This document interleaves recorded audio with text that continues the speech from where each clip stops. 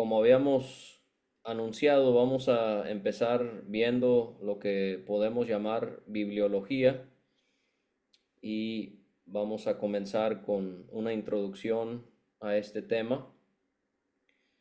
Y lo primero que queremos preguntarnos es qué es lo que significa en sí la palabra bibliología y cuáles son algunas de las cosas que esta rama del estudio de la Biblia considera.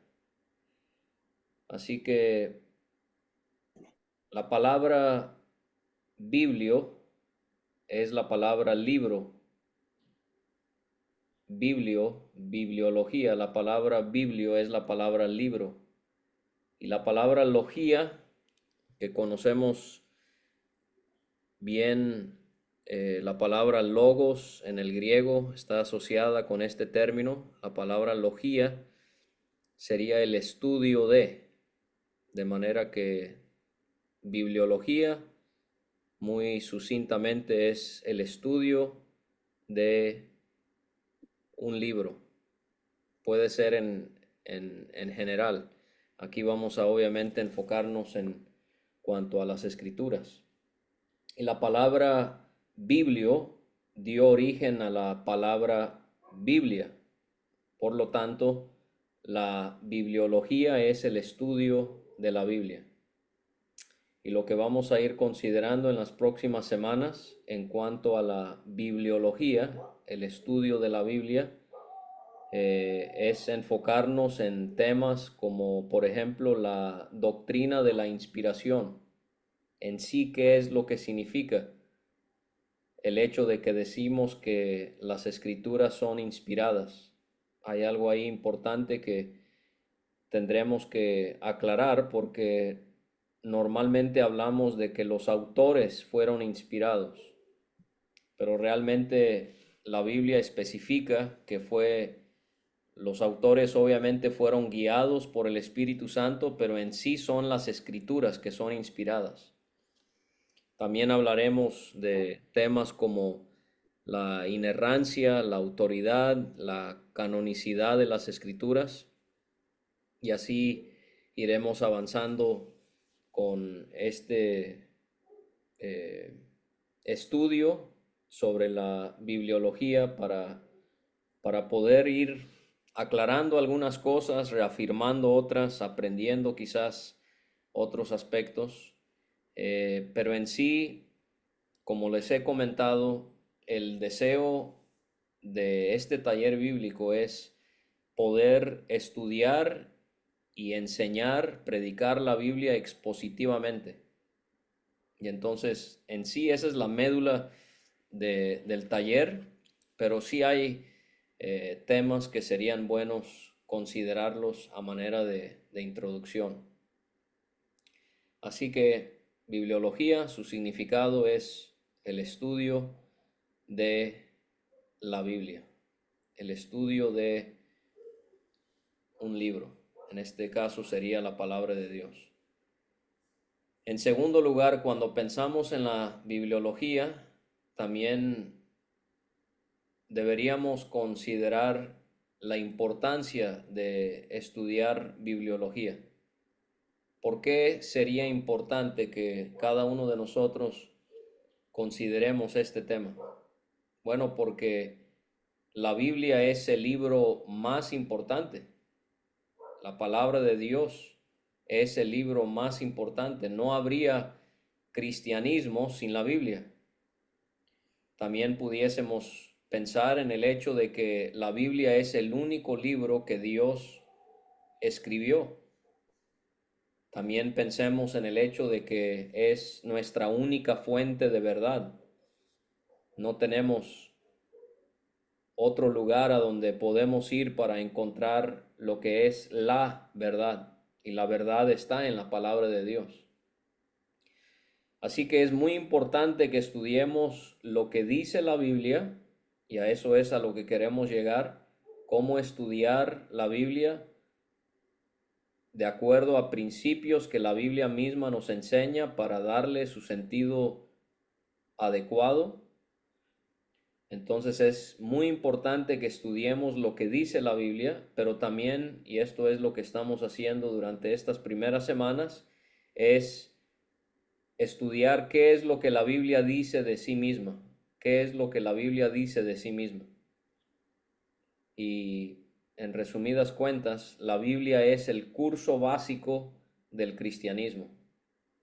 Y esto es lo que queremos enfatizar, hermanos, que es bueno tener un deseo de estudiar la Biblia, de poder predicarla adecuadamente, pero nunca olvidar que debe haber siempre un proceso de santificación por el cual pasamos cada uno de nosotros, de poder limpiar nuestras mentes, nuestros corazones, nuestras almas, todo lo que somos, para poder ser fieles a la exposición de las Escrituras, no solamente porque la interpretamos adecuadamente, sino porque la vivimos acertadamente. Y eso es muy, muy importante.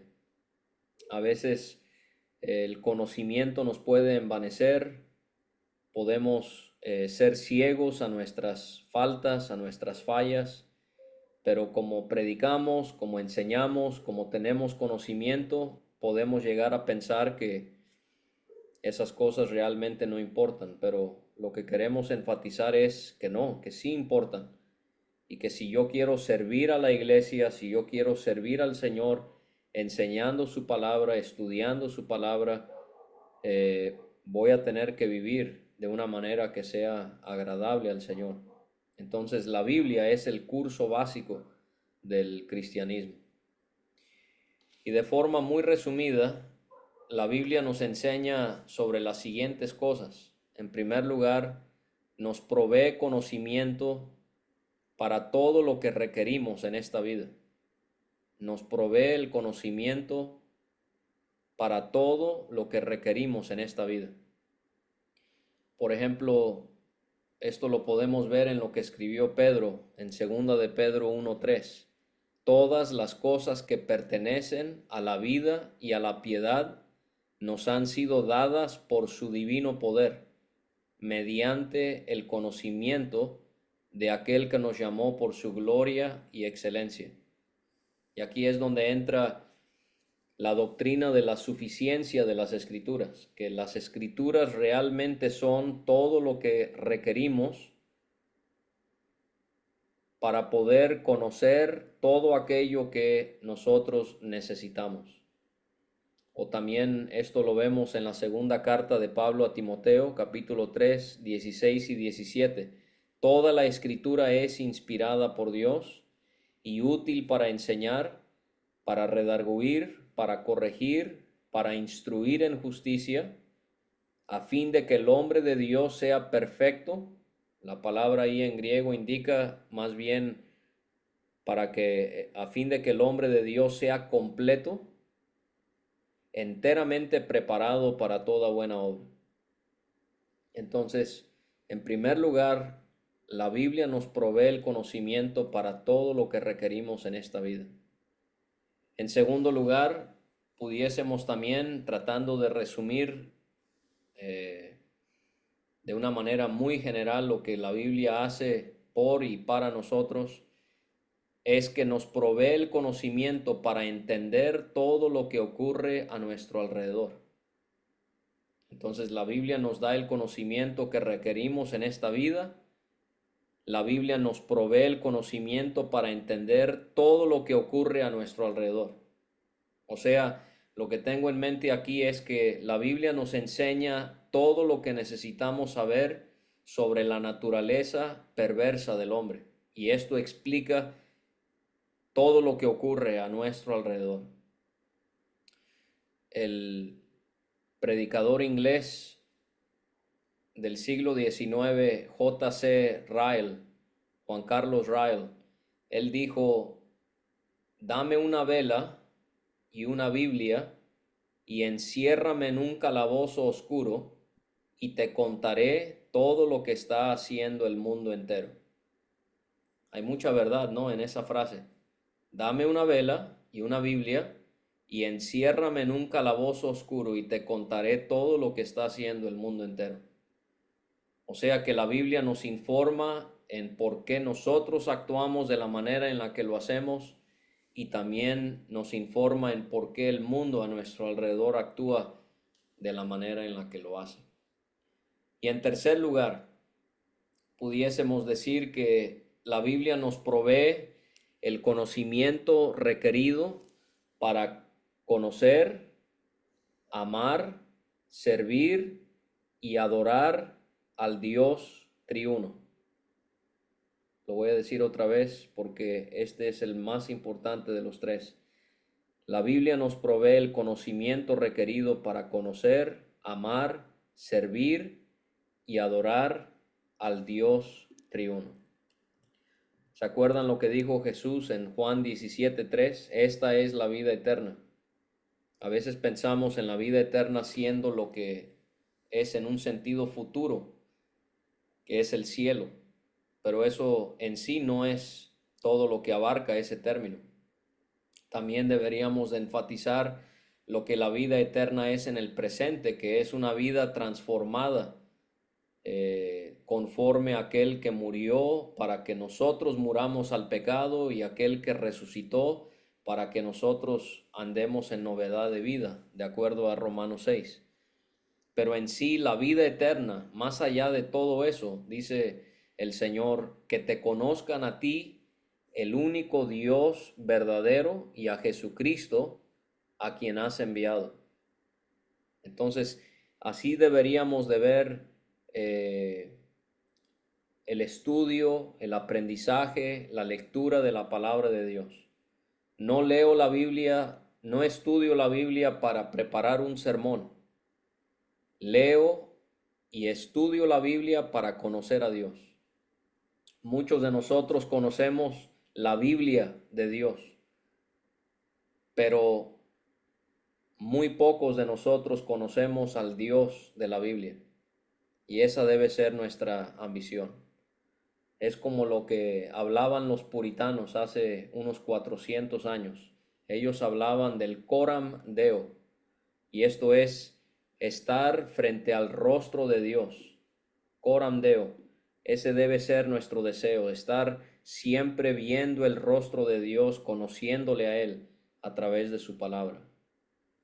O también, por ejemplo, en la salutación final de Pablo a los Corintios, en la segunda carta, nos lleva a pensar en el Dios triuno al que debemos conocer. Dice Pablo, la gracia del Señor Jesucristo, el amor de Dios y la comunión del Espíritu Santo. Entonces eso es lo que deberíamos de anhelar, conocer la gracia del Señor Jesucristo, el amor de Dios y la comunión del Espíritu Santo.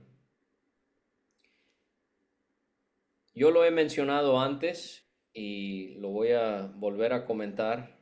Hay palabras a las que le tenemos pavor, quizás, miedo, o nos incomodan porque son palabras que identificamos con una iglesia, una religión falsa. Entonces, por ejemplo, aún la palabra iglesia, ¿no? A veces tenemos mucho temor de usar esa palabra cuando es la palabra que más se utiliza en el Nuevo Testamento para referirse a una congregación, a una asamblea. Otra palabra, hermanos, es la palabra catecismo. Y los que me conocen muy bien saben que eh, yo tengo una inclinación favorable hacia este método. Pensamos catecismo es catolicismo y eso es terrible, eso es engañoso pero no, hermanos, tenemos que entender que los términos no son de ninguna iglesia, de ninguna religión. El catecismo es sencillamente una metodología de aprendizaje donde se hace una pregunta y donde se da la respuesta. Y entonces, otra vez, por ejemplo, los puritanos, ellos eran Ellos proponían que esta era una manera muy útil de poder enseñarle a los niños y poder enseñarle a la iglesia, haciendo preguntas y proveyendo la respuesta. Y entonces, otra vez, hace unos 400 años, más de 100 puritanos se reunieron para poder escribir, redactar un catecismo que se conoce como el Catecismo de Westminster, la ciudad, el lugar donde fue redactado esto. Y entonces, si ustedes buscan, esta es otra cosa que yo quería mencionar, que mucho del material que yo voy a estar compartiéndoles, hay cosas en las que yo no estoy de acuerdo, pero no por eso no las puedo disfrutar, no por eso no las puedo utilizar para mi enriquecimiento espiritual. Entonces, hermanos, si queremos ser buenos maestros de la Biblia, es hora que maduremos en lo espiritual y sepamos cómo retener aquello que es bueno y cómo desechar aquello que es malo. Y quitarnos esta idea sectaria que si no piensa el escritor exactamente como yo o como a mí se me ha enseñado, no sirve para nada.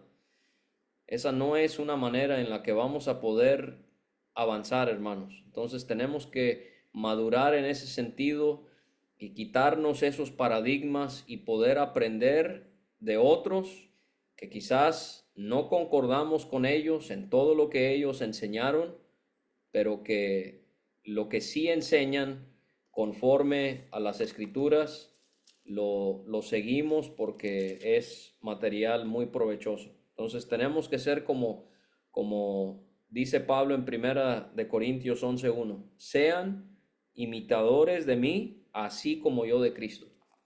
Entonces yo sigo el ejemplo de alguien siempre y cuando se esté siguiendo en eso el ejemplo de Jesucristo. Lo mismo sería en cuanto a la enseñanza de las Escrituras. Hay cosas que alguien enseña que disfruto porque están basadas en la Biblia, lo uso para mi bien y para el bien de otros. Esa misma persona enseña algo, no falsa doctrina, obviamente, hermanos. No me estoy refiriendo a un hereje, a alguien que esté enseñando herejía, falsa doctrina contra Dios, la persona de Cristo, en ningún momento. Pero sí es algo que quizás no lo vemos de esa manera, está bien. Estamos con un desacuerdo, vamos a aprovechar aquello en lo que sí podemos beneficiarnos. Entonces, por ejemplo, en cuanto a este punto que las Escrituras nos proveen el conocimiento requerido para conocer, amar, servir y adorar al Dios triuno, la pregunta número 5 del Catecismo Mayor, porque hay uno que es mayor, más extenso, y uno menor porque es menos extenso, que quizás es mejor manejarlo con niños, pero la pregunta número 5 del Catecismo Mayor dice, ¿qué es lo que principalmente enseñan las Escrituras? Esa es la pregunta que hace. ¿Qué es lo que principalmente enseñan las Escrituras? Y la respuesta que dieron es, lo que principalmente enseñan las Escrituras es lo que el hombre ha de creer respecto a Dios y los deberes que Dios impone al hombre. ¿Se fijaron, hermanos? No hay nada de cosas extrañas con un catecismo. Está muy bien articulado. Estas cosas nos ayudan para poder articular las cosas de una manera muy concisa en nuestras mentes. ¿Qué es lo que principalmente enseñan las Escrituras? Lo que principalmente enseñan las Escrituras es lo que el hombre ha de creer respecto a Dios y los deberes que Dios impone al hombre. O también la pregunta número 2 del Catecismo Menor de Westminster es, ¿qué regla ha dado Dios para enseñarnos cómo hemos de glorificarle y gozar de él? La respuesta, la palabra de Dios que se contiene en las Escrituras del Antiguo y del Nuevo Testamento. Es la única regla que ha dado Dios para enseñarnos cómo hemos de glorificarle y gozar de él. Y esto en sí corrobora lo que estamos diciendo en cuanto a la importancia del estudio de la bibliología por lo que nos enseña en cuanto a nuestro Dios. También algo que pudiéramos estudiar en algunas semanas sería lo que pudiéramos llamar la teología del pacto, que es tratar de trazar temas que se repiten a lo largo de toda la Biblia, porque esto nos ayuda cuando queremos interpretar un pasaje en específico. Entonces, eso es lo que queremos hacer. Cuando estudiamos un pasaje, esto lo veremos más adelante, queremos estudiar su contexto literario, o sea, qué es lo que está alrededor, lo que rodea al pasaje, pero también queremos estudiar su contexto lejano, o sea, qué nos enseña otros libros en la Biblia en cuanto a este tema, pero aún más amplio, tenemos que considerar el contexto canónico, donde tenemos que ver cómo encaja este libro o este tema en el resto de todas las escrituras. Y estas cosas son las que nos van a llevar a interpretar la Biblia adecuadamente. Entonces, sería bueno dedicarle unas semanas a eso. Por ejemplo, el tema de Génesis 3:15, la simiente de la mujer. ¿Cómo se traza ese tema a lo largo de toda la Biblia, que es fascinante? Pero en cuanto a las escrituras, en cuanto a la importancia que hay en estudiar bibliología, F. Bruce, un escritor, él en un libro titulado El origen de la Biblia, él escribió lo siguiente en cuanto al mensaje central de la Biblia. Él dice, el mensaje central de la Biblia es la historia de la salvación. Y a través de ambos testamentos se pueden distinguir tres aspectos de esta historia en desarrollo: el que trae la salvación, el camino a la salvación y los herederos de la salvación. Esto podría ser reformulado en términos de la idea del pacto. Por eso les decía de la importancia de estudiar estos temas que se articulan a lo largo de toda la Biblia en esta presentación de pactos, expresando, dice F. Bruce, expresando que el mensaje central de la Biblia es el pacto de Dios con los hombres y que los aspectos son el mediador del pacto, la base del pacto y la gente del pacto. Esto es muy interesante y creo que tendemos a quizás no darle el énfasis que deberíamos a los pactos en la Biblia. Dios mismo, continúa Bruce, es el salvador de su pueblo y es Él quien confirma su pacto de misericordia con ellos. El que trae la salvación, el mediador del pacto es Jesucristo, el Hijo de Dios. El camino a la salvación, la base del pacto, es la gracia de Dios, que pide a su pueblo una respuesta de fe y obediencia. Los herederos de la salvación, el pueblo del pacto, son el Israel de Dios y la iglesia de Dios. Entonces, qué manera tan concisa y tan clara de darnos un resumen de lo que nos enseñan las escrituras. Entonces, hemos visto el significado de la palabra bibliología. Hemos visto la importancia de la bibliología. Pero quiero que ahora, en tercer lugar, y yo sé que esto será para muchos cosas que ya conocemos y quiero que me tengan paciencia. Esto solamente, como dije, es como un cimiento para ir trabajando de ahí hacia lo que deseamos aprender sobre cómo interpretar y predicar adecuadamente la escritura. Pero quiero en tercer lugar ver quiero realizar la definición de términos introductorios que tienen que ver con la bibliología. ¿De qué maneras se llaman las escrituras en la Biblia? Bueno, en primer lugar, nos referimos a la palabra de Dios como Biblia.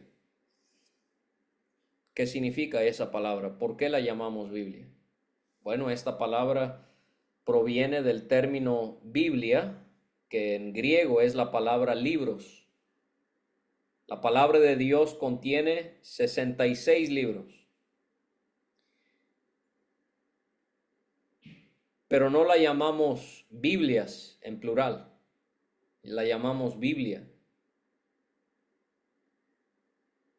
Y pudiéramos ver aquí cómo se enfatiza el hecho de que es la Biblia porque es el libro, en el sentido de que son 66 libros, pero realmente es uno solo, porque todos ellos tienen un mismo mensaje que les domina. Sea el Antiguo Testamento, sea el Nuevo Testamento, sea un libro en la ley, sea un libro de profecía, sea un libro de evangelio, un libro doctrinal en el Nuevo Testamento, todos tienen un mismo enfoque. Libros, Biblia en griego es la palabra libros.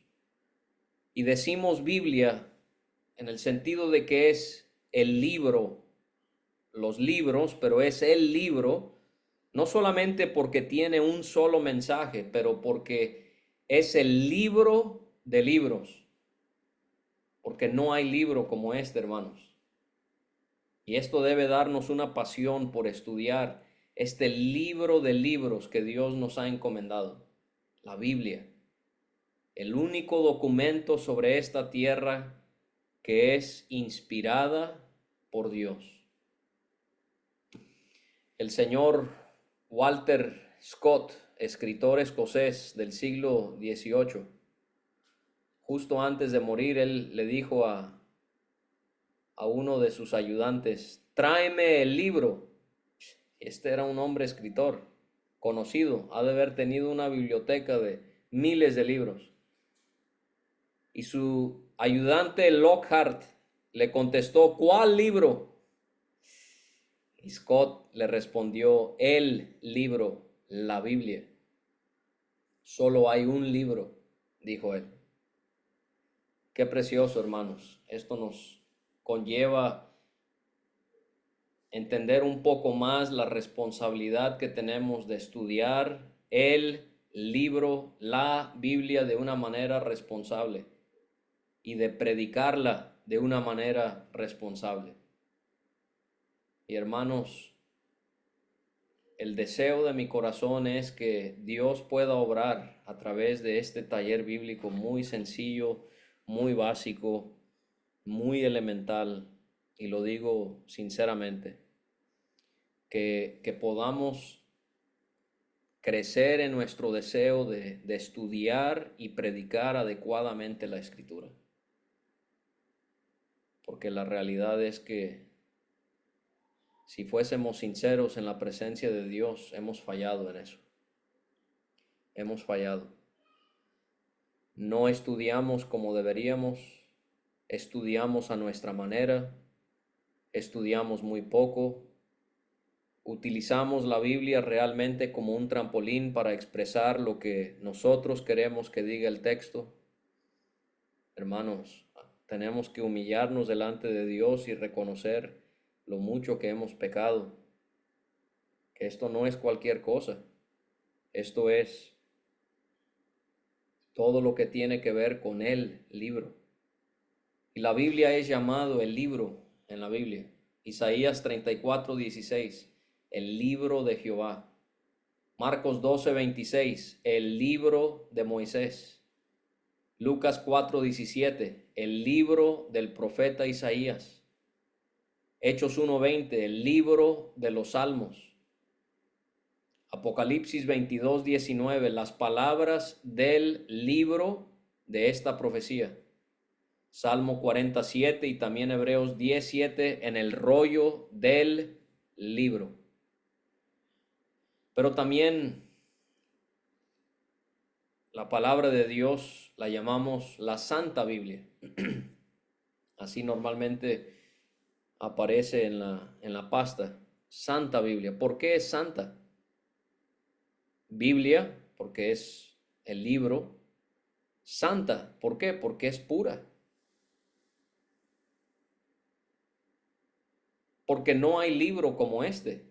Esto es lo que indica la palabra santificado. Es apartado, que tiene que ver con su pureza, pero que también tiene que ver con el hecho de que no hay otro documento como este. ¿Y por qué la Biblia es santa? ¿Por qué santa Biblia? Porque su autor es santo.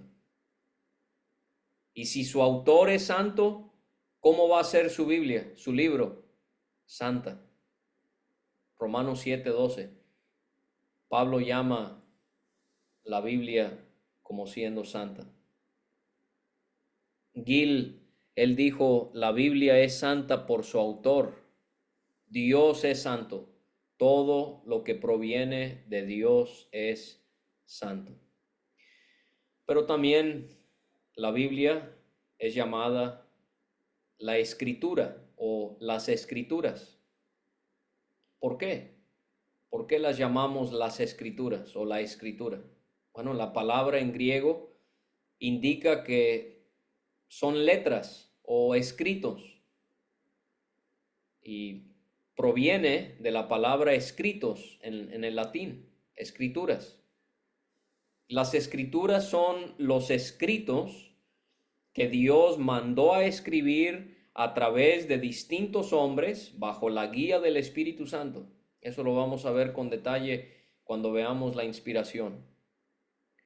Y entonces así fue como se comenzaron a conocer los escritos del Antiguo Testamento, las escrituras. Y después cuando se redactó el Nuevo Testamento también, las escrituras. Y ya con toda la Biblia completa, nos referimos a ella acertadamente al llamarla escrituras.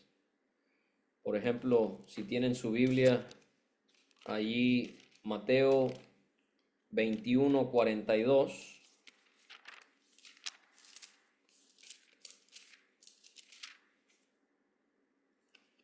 Jesús les dijo, ¿nunca leísteis en las escrituras? Lucas 24:45. Entonces les abrió el entendimiento para que comprendiesen las escrituras. O también en Hechos capítulo 8:32. El pasaje de la escritura que leía era este. Hechos 17:3. Declarando y exponiendo por medio de las escrituras. 1 Corintios 15, versículos 3 y 4. Porque primeramente os he enseñado lo que asimismo recibí, que Cristo murió por nuestros pecados conforme a las escrituras, y que fue sepultado y que resucitó al tercer día conforme a las escrituras. Entonces, son las escrituras. Es parecido a lo dicho en cuanto a los 10 mandamientos redactados sobre las tablas de la ley. Éxodo 32:16. La escritura era escritura de Dios grabada sobre las tablas. O por ejemplo lo que leemos en Segundo de Reyes 17:37. Se dijo en cuanto a lo que se prescribió por parte de Dios a Israel, los estatutos y derechos y ley y mandamientos que les dio por escrito. La palabra de Dios son las escrituras o la escritura. No solamente es la Santa Biblia, las escrituras, pero también la Biblia se refiere a ellas como las sagradas escrituras. Podemos ver eso en el Nuevo Testamento. ¿Por qué son sagradas escrituras? Son santas o sagradas porque se distinguen de cualquier otro libro o escritura que hemos ya considerado y tratado de enfatizar. O sea que ningún texto, ningún documento puede igualarse a la importancia y a la autoridad que tiene la Biblia. Pero también son sagradas o santas porque son puras o rectas. Esto es lo que recalca tanto el salmo más largo de todos, el 119. Por ejemplo, dice en el Salmo 119 y 128, por eso estimé rectos todos tus mandamientos sobre todas las cosas y aborrecí todo camino de mentira. 137, justo eres tú, oh Jehová, y rectos tus juicios. Ahí juicio se refiere, es una de las maneras en las que el salmista describe la palabra de Dios. 138, tus testimonios, que también se refiere a las escrituras, que has recomendado son rectos y muy fieles. Romanos 1:2, Pablo comienza la carta a la iglesia en Roma llamando la Biblia las santas escrituras. Y también la Biblia es llamada en las escrituras la palabra de Dios, la palabra de Dios.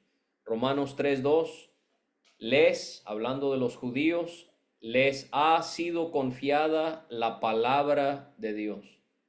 Hebreos 4:12, la palabra de Dios es viva y eficaz. Efesios 6:17, la espada del Espíritu que es la palabra de Dios. Estos eran los términos introductorios que yo quería que definiésemos para tener esto claro. En penúltimo lugar, en cuarto lugar, cuando pensamos en una introducción a la bibliología, también es provechoso considerar las divisiones de la Biblia. En términos generales, la Biblia se divide en dos. Los primeros 39 libros de la Biblia están en lo que llamamos el Antiguo Testamento. ¿Por qué? Porque la gran mayoría de estos libros tienen que ver con el antiguo pacto hecho por Dios con la nación de Israel. Realmente la palabra pacto sería más precisa que la palabra testamento. Hablamos de Antiguo Testamento, pero realmente antiguo pacto. Está hablando del pacto que Dios había hecho con Israel. Obviamente hay libros, los primeros específicamente, que son previos al pacto, pero que en cierta manera son introductorios al pacto de Dios con Israel. Y los últimos 27 libros de la Biblia están en el Nuevo Testamento, en el Nuevo Pacto, porque la gran mayoría tienen que ver con el nuevo pacto hecho por Dios con la iglesia de Jesucristo. Obviamente esto fue ratificado después del derramamiento de la sangre del Señor Jesús. Esto lo conmemoramos cada domingo al beber el vino en la cena del Señor. Entonces, ahí tenemos una división muy general de la Biblia. Pero viéndolo de una manera más detallada, pensando primeramente en el Antiguo Testamento, por ejemplo, en Lucas 24, el Señor Jesucristo dividió el Antiguo Testamento de dos maneras. Lucas 24 y 27, comenzando desde Moisés y siguiendo por todos los profetas, les declaraba en todas las escrituras lo que de él decían. ¿Cómo dividió ahí Jesucristo el Antiguo Testamento? Moisés y los profetas. Únicamente dos divisiones, Moisés y los profetas. Versículo 44. Y les dijo, estas son las palabras que os hablé estando aún con vosotros, que era necesario que se cumpliese todo lo que está escrito de mí en la ley de Moisés, 1, en los profetas, 2, y en los salmos, 3. Ahora tenemos ahí tres divisiones. Primero Moisés y los profetas, ahora Moisés, los profetas y los salmos. También lo podemos dividir de la siguiente manera. La Biblia se divide en la ley, que sería desde Génesis hasta Deuteronomio, libros históricos, Josué a Esther, libros poéticos, porque son de poesía, claro, de Job a Cantar de los Cantares, y los libros proféticos. Y estos últimos, los libros proféticos, se pueden dividir en dos: los profetas mayores y los profetas menores, no porque unos son más importantes que otros, sino por su extensión, por lo extenso o lo pequeños que son. Profetas mayores, Isaías a Daniel. Profetas menores, de Oseas a Malaquías. En la Biblia hebrea, los judíos, ellos hablan de la Tanaj, T-A-N-A-K-H, Tanaj. Es un acróstico donde primeramente encontramos la palabra Torah, que se refiere a los libros de la ley. Tanaj. Luego tenemos lo que ellos llaman Nevim, que serían los libros proféticos, Tanaj. Tendríamos al final en el acróstico lo que ellos llaman los libros Ketuvim, que sería la última parte, Tanaj, que serían los escritos. Ahora, los escritos, primero los libros llamados Nevim, ellos los dividen en lo que ellos llaman los primeros profetas, Josué, Jueces, Samuel, Reyes. En la Biblia hebrea, Samuel y Reyes son un solo libro, no como en la nuestra, que son dos libros. Primeros profetas, Josué, Jueces, Samuel y Reyes. Y en segundo lugar, los últimos profetas, que serían Isaías, Jeremías, Ezequiel y los 12 profetas menores. Esos serían los libros Nevim, que ellos así lo llaman, los libros proféticos. Ahora sí, los Ketuvim, los escritos. En la Biblia hebrea, los escritos, los Ketuvim, se dividen en primer lugar en lo que ellos llaman documentos de verdad, que serían los Salmos, Proverbios y Job. Ellos también dividen esta sección en lo que llaman los 5 rollos, o lo que quizás ustedes han leído la palabra Megiloth, que sería Cantar de los Cantares, Ruth, Esther, Lamentaciones, Eclesiastés. Y otros que no entran en esas categorías serían Daniel, Esdras, Nehemías, primero y segundo de Crónicas. A mí me llamó la atención por qué Daniel no lo incluyen en los libros proféticos. Y la razón es por la que ellos lo incluyeron no en los libros proféticos, sino con estos otros, porque Daniel, aunque presenta profecía, narra la vida del profeta. Entonces esa fue como la información que yo pude encontrar. Entonces esas serían algunas divisiones del Antiguo Testamento. En el Nuevo Testamento sería más concisa la manera en la que dividimos el Nuevo Pacto, el Nuevo Testamento. Pudiéramos decirlo muy sencillamente: tenemos libros históricos, que son Mateo, Marcos, Lucas, Juan y los Hechos. Esos serían los libros históricos del Nuevo Testamento. Los primeros 4 nos dan la historia de la vida, la muerte y resurrección de Cristo Jesús, y Hechos nos daría la historia de la iglesia, de la primera iglesia, obviamente, los primeros 30 años de el cuerpo de Jesucristo. Los libros históricos. Después tenemos libros doctrinales, que sería desde Romanos a Judas, que están en forma de epístola o de carta, pero que realmente los llamamos doctrinales porque eso es lo que hacen: presentan enseñanza, doctrina, ya sea a un grupo de iglesias, como en el caso de Gálatas, varias iglesias en Galacia, o presentan doctrina a una sola iglesia, por ejemplo, las cartas a Tesalónica, o epístolas que son enseñanza doctrinal que también son enviadas a individuos, que serían, por ejemplo, Timoteo y Tito. Y la Biblia termina con un libro profético que es la revelación o lo que comúnmente es llamado el Apocalipsis. Libros históricos, libros doctrinales y libro profético.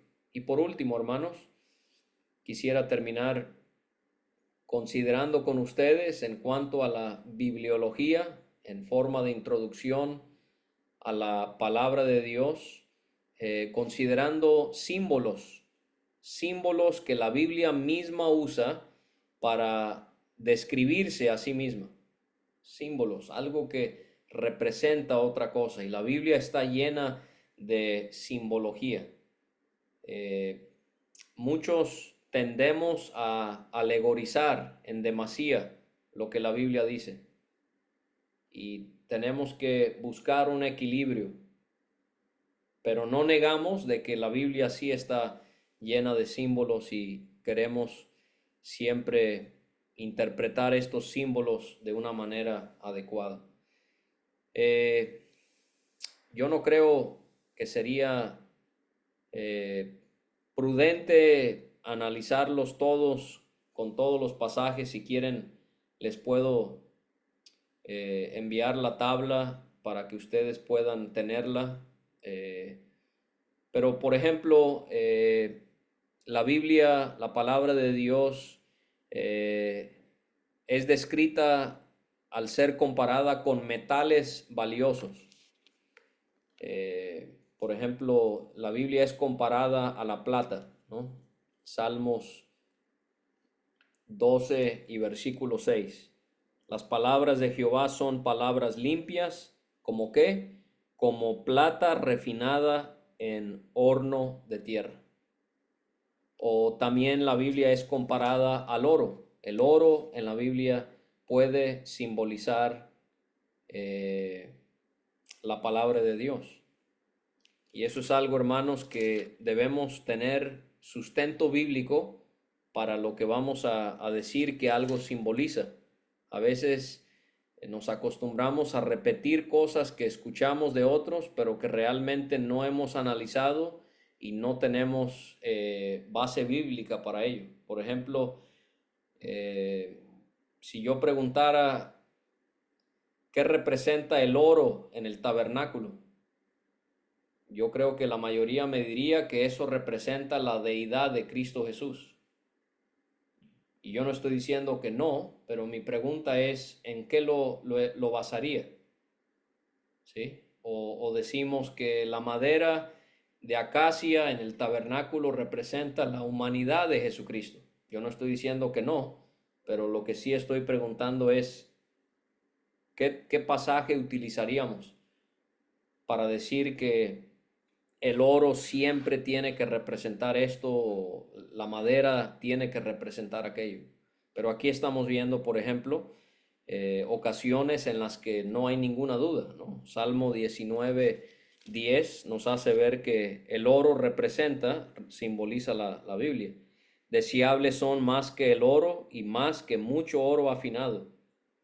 También es comparada, vamos a ver, en cuanto al alimento, pudiéramos ver aquí la miel, y dulces más que miel y que la que destila del panal.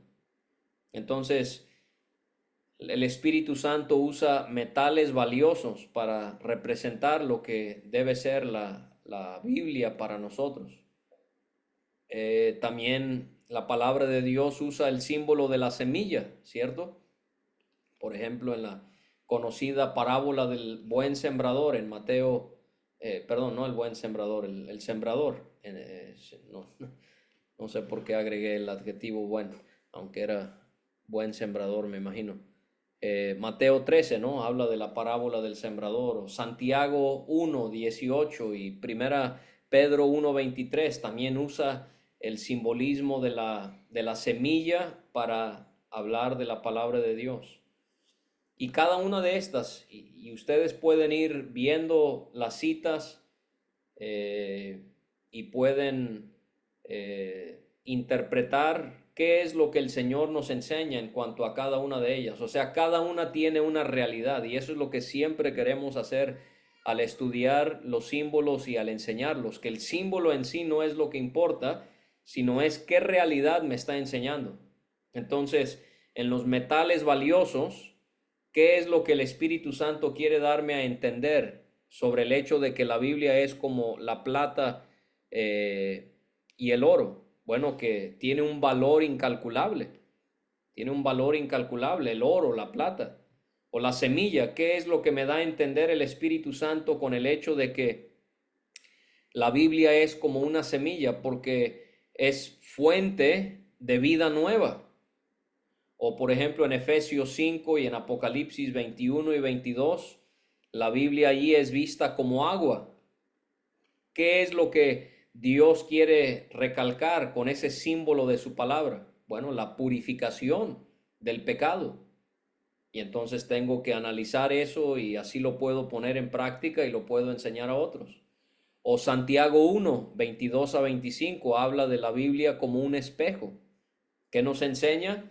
Bueno, la realidad de la necesidad que cada cristiano tiene de una autoexaminación, de a través de las escrituras mirar nuestro pecado, ver lo que está mal para entrar en confesión delante del Señor y tomar decisiones donde hacemos a un lado el pecado que nos asedia. O también la Biblia comúnmente utiliza, como ya mencioné, el alimento como un símbolo de la Biblia. Primera Corintios 3, Primera Pedro 2, habla de que la Biblia es como leche. En Deuteronomio 8 y en Mateo 4, la Biblia es como pan. Primera Corintios 3 y Hebreos 5, la palabra de Dios es como carne. Ya mencioné la del Salmo 19, es como miel. ¿Cuál es el énfasis? Y esto es algo muy útil, hermanos, cuando ustedes enseñan la palabra. Tratar de formular enunciados muy concisos y concretos que puedan transmitir una idea. Si alargamos, si alargamos, si alargamos, va a ser difícil para que la persona pueda captar lo que usted está tratando de enseñar. Entonces, tratamos de reducir nuestras ideas de una manera que sean concisas. Y si la Biblia usa el alimento para hablar de sí misma, bueno, quizás podemos decir porque es el sustento para el alma, así como la leche, el pan, la carne, la miel, es este el sustento espiritual para el alma. O también la Biblia habla de sí misma como usando el símbolo de una vestimenta. En Tito capítulo 2 y versículo 10, Pablo habla de la necesidad que tenemos de adornar el evangelio. En Primera de Pedro 3 también vemos el espíritu que es atractivo. ¿Qué nos enseña ahí? Que la Biblia es como una vestimenta que debemos ponernos, que debe ser lo que llame la atención por la manera en la que cambia nuestra forma de vivir. Y entonces pudiésemos usar la frase que la Biblia, si es descrita como una vestimenta, es porque es una vida vestida de la verdad. Y la verdad siempre es atractiva a Dios y a los demás que están a nuestro alrededor. Entonces hay varios símbolos, hermanos. Por ejemplo, en el Salmo 119, uno muy conocido, la Biblia es como una lámpara porque es una luz que nos da dirección. Es como una espada. Interesante que el símbolo de la espada puede ser vista desde un aspecto externo y otro que es interno. Por ejemplo, en Efesios 6, cuando habla de la espada, siendo la palabra de Dios, externamente la usamos como una arma espiritual para defendernos ante los embates del enemigo. Pero en Hebreos 4:12, ya no es externamente esta arma beneficiándonos, sino es internamente. porque la palabra de Dios es viva y eficaz y más cortante que toda espada de dos filos, que penetra hasta partir el alma y el espíritu y las coyunturas y los tuétanos y discierne los pensamientos y las intenciones y los pensamientos del corazón. No sé si lo cité bien, pero hay esa realidad de que la escritura tiene un efecto como una espada externamente, pero también internamente. Amós 7:8, el símbolo es de una plomada. Esto tiene que ver, la realidad es que la Biblia es el punto de referencia de una realidad espiritual. O en Jeremías 23:29, la Biblia es como un martillo porque es un juicio poderoso sobre el perverso.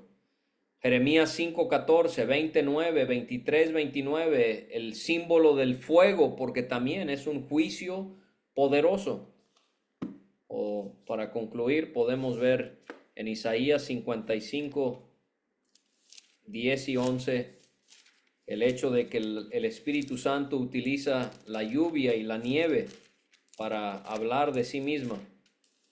Dice ahí el profeta, porque como desciende de los cielos la lluvia y la nieve y no vuelve allá, sino que riega la tierra y la hace germinar y producir y da semilla al que siembra y pan al que come, así será mi palabra que sale de mi boca, no volverá a mí vacía, sino que hará lo que yo quiero y será prosperada en aquello para que la envíe. Entonces, hermanos, ahí tenemos una introducción a lo que hemos dicho es lo que llamamos la bibliología.